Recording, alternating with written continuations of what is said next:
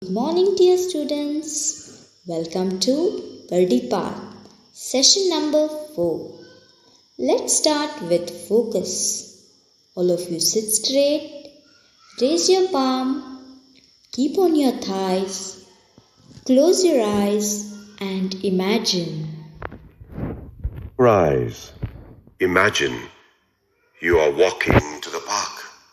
You are walking hand in hand with your parents, humming to yourself. Your mother is carrying a big picnic basket.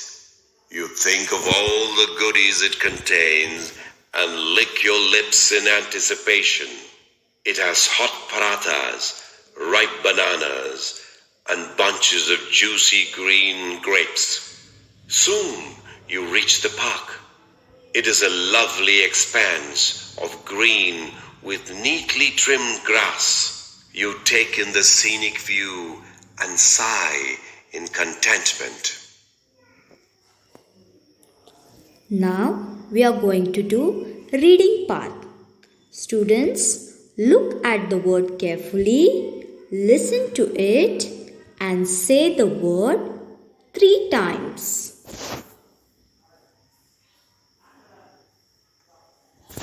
Last, last, last.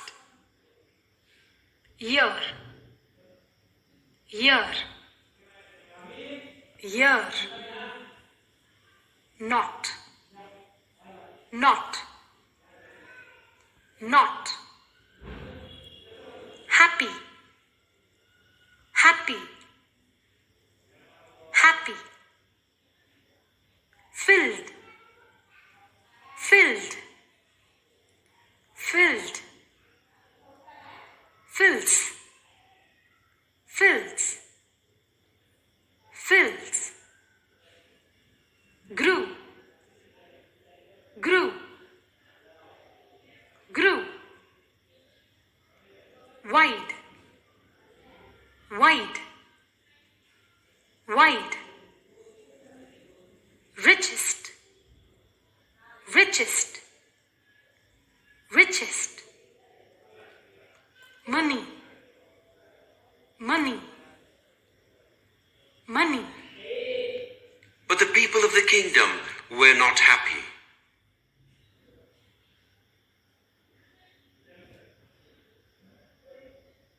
But the people of the kingdom are not happy.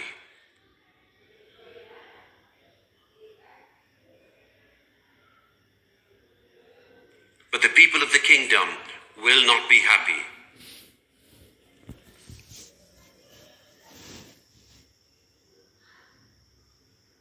He often did this. He often does this. He will often do this.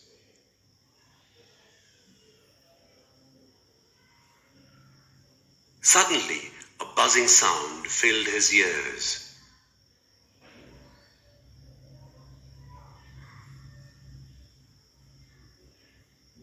Suddenly, a buzzing sound fills his ears.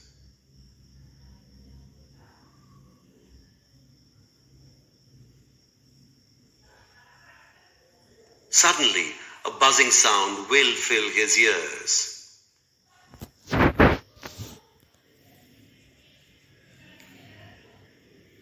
The Mantri's eyes grew wide with horror.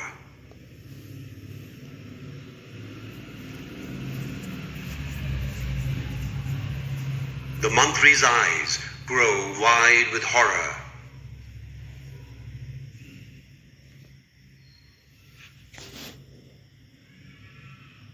The Mantri's eyes will grow wide with horror.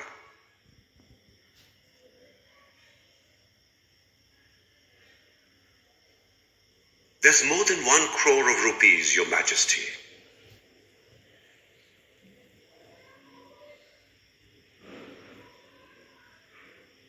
That was more than 1 crore of rupees, Your Majesty.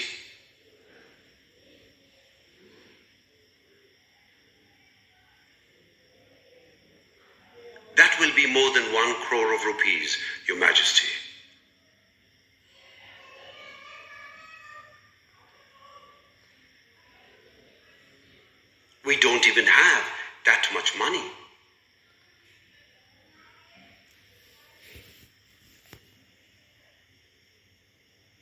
we didn't even have that much money.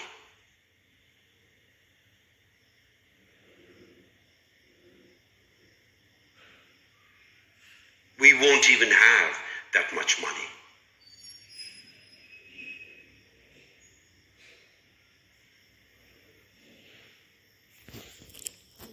Now we are going to do story part. Students, now listen to the story carefully.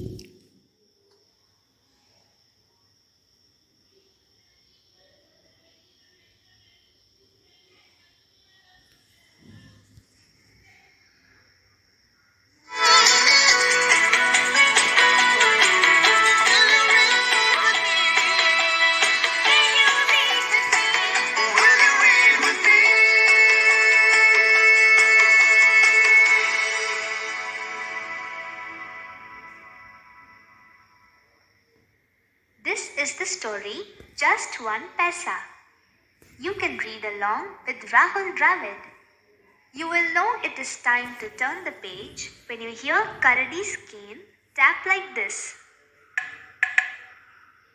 Let us begin now. Every New Year morning, when I was a young boy, my grandmother would give me one single rupee. Even as I grew older, it was a ritual that never changed.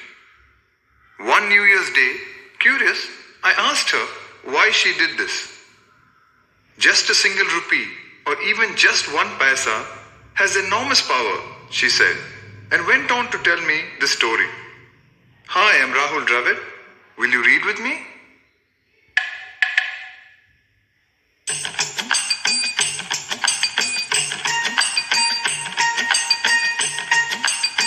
It was the last night of the year. As a velvety blanket of stars draped the moonlit sky, the entire kingdom of Murada fell into a deep slumber. Men, women and children stumbled sleepily into their beds and escaped into the world of dreams.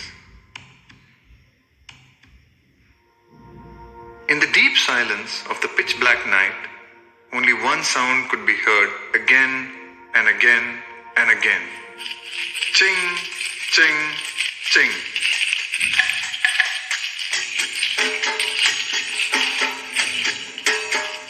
The sound echoed in the little streets and tiny corners of the kingdom and could be traced all the way to the top of the hill where the royal palace stood. It continued through the marble corridors, up the carpeted staircase, and into the chambers of Raja Domak, the king of Murada.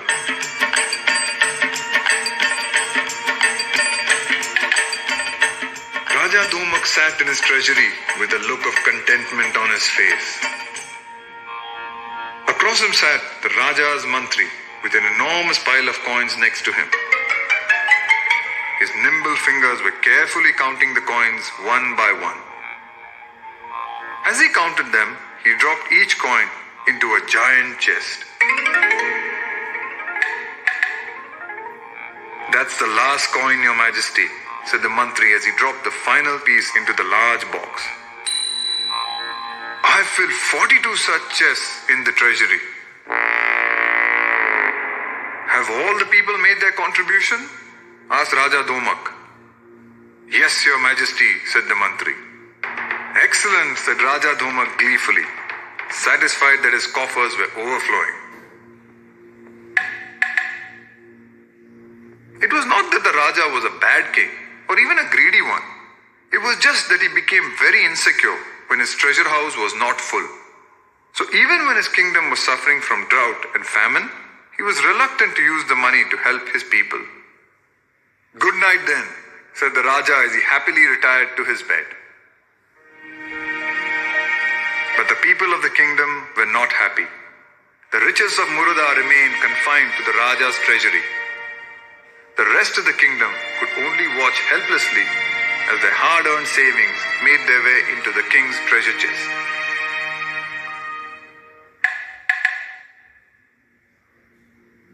The mantri brought the people's complaints to the king, but Raja Domak would not listen. We must not be foolish and spend the kingdom's wealth, he cried. However, the next day, Raja Dhomak decided to make a visit through his kingdom in disguise. He often did this. It was one of his ways of finding out how his kingdom was faring. His mantri usually accompanied him on this trip, but this year, with his mantri constantly bringing him complaints about his people, the king decided to make the trip on his own. He wanted to find out for himself if what the mantri had reported was true. A little way into a small village, the Raja got off his horse for a drink of water. Suddenly, a buzzing sound filled his ears. Then he felt something fluttering inside his turban.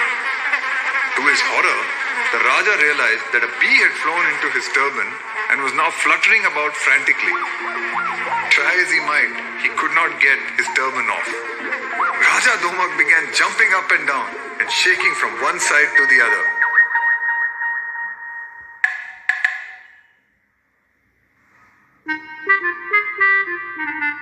In a nearby field, little Lakshmi was humming to herself, playing hopscotch, when a strange sight caught her attention. There was a man prancing about near the stream, as if he was doing some sort of a dance. Suddenly he disappeared behind a bush.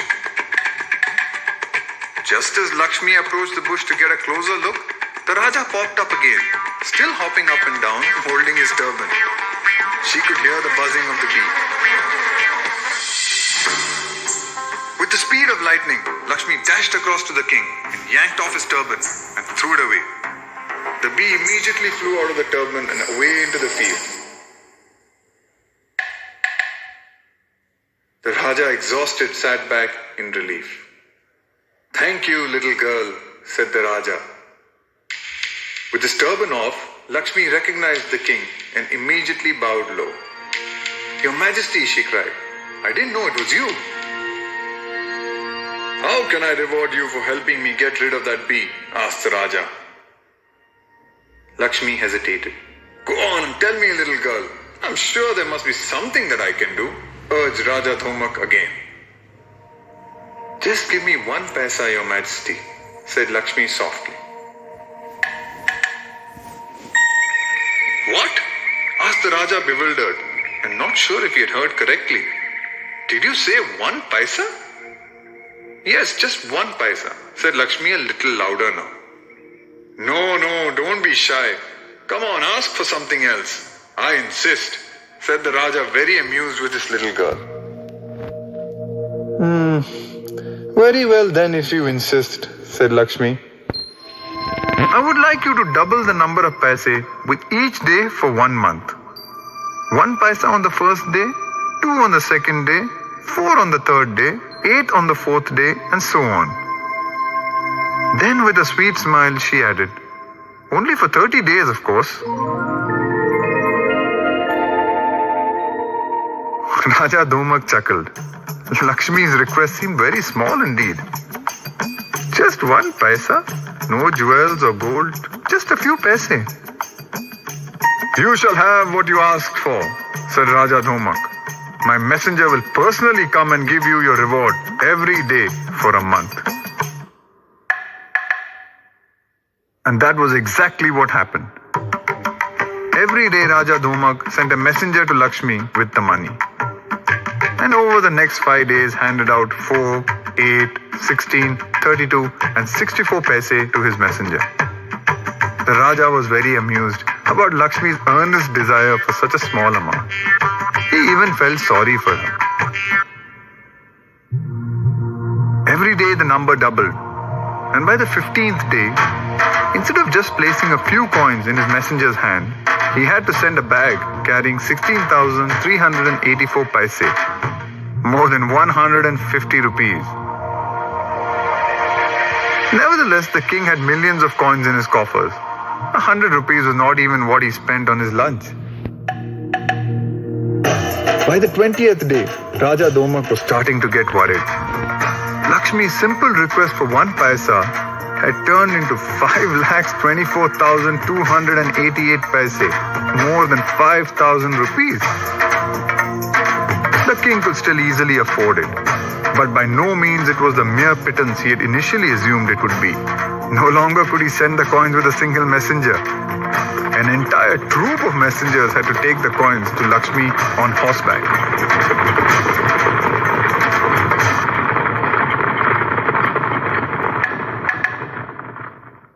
On the 25th day, Raja Domak had to send out a whopping 1,67,77,216 paise to Lakshmi.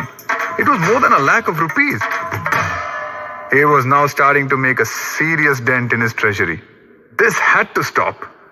Just 1 paisa, only 1 paisa, a single paisa, 1 paisa.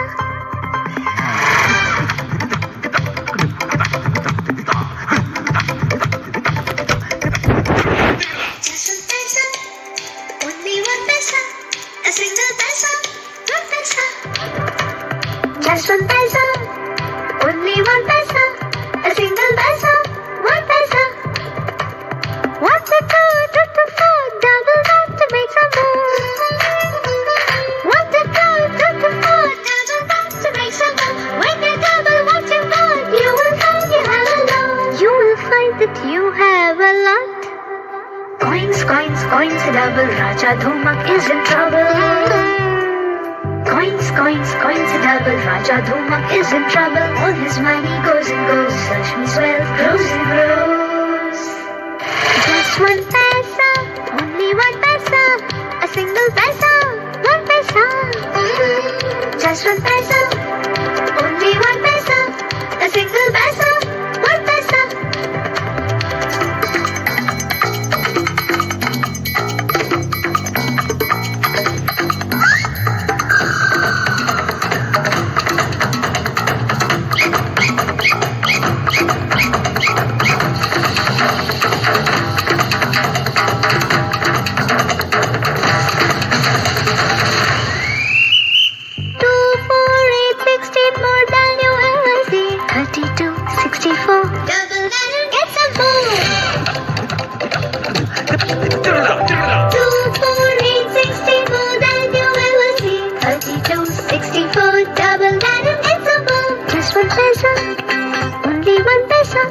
A single paisa, 1 paisa. Just 1 paisa, only 1 paisa. A single paisa, 1 paisa.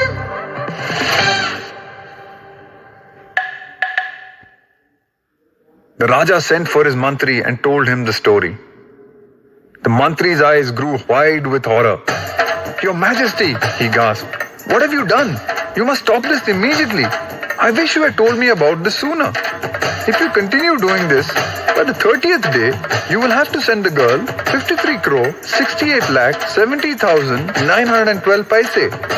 That is more than 50 lakh rupees.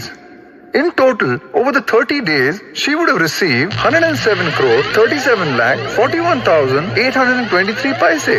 That's more than 1 crore of rupees, Your Majesty. We don't even have that much money. At this rate, our coffers will be empty in the next 3 days." Raja Domak almost fell off his throne in shock. What he had thought of as a silly request had actually turned out to be the smartest plan he had ever heard. "Send for Lakshmi immediately," he said. Lakshmi arrived at the palace. "Little one, do you realize what you have done?" demanded Raja Domak. "Our kingdom was supposed to be the richest in this land. You have reduced it to being the poorest." Lakshmi smiled. "Your Majesty, we are still the richest kingdom in this land. I have distributed the money among all the people. The only difference is that instead of being in your treasury, the money is now among the people. Your Majesty, do you see how money grows exponentially even by doubling just 1 paisa?"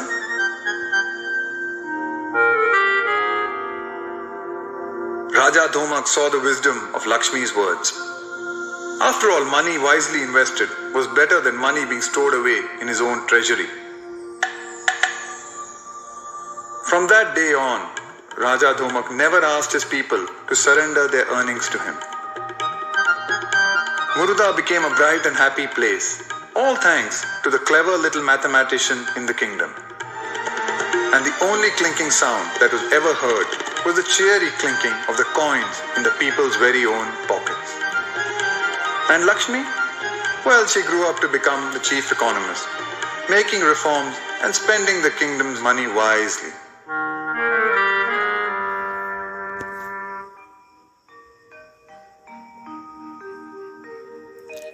Hope children, all of you have enjoyed this story.